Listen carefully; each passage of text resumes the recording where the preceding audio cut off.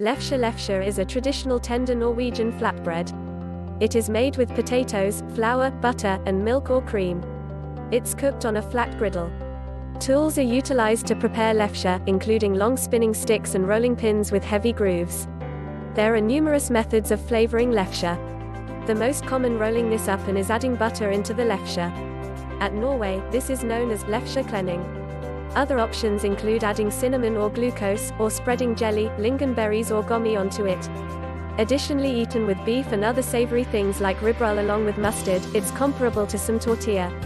Lefse is a traditional accompaniment to lutefisk, along with also the base is frequently wrapped up at the lefse.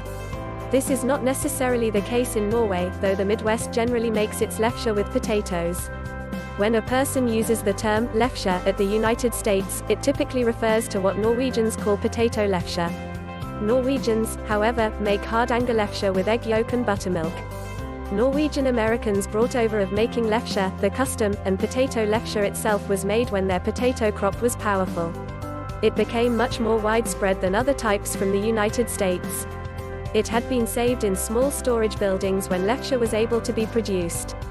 When Norwegian immigrants arrived in America, they did not have the typical foods that they were used to back home, including milk and porridge, dried meat, and lefse. However, early Norwegian American immigrants attracted folded lefse to eat for the beginning stages of the trip via boat.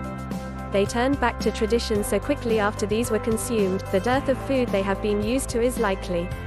During World War I, Americans were invited to consume as wheat was needed to feed the soldiers, sausage to become patriotic. A staple for Norwegian Americans, lefse, was eaten in this time with gusto.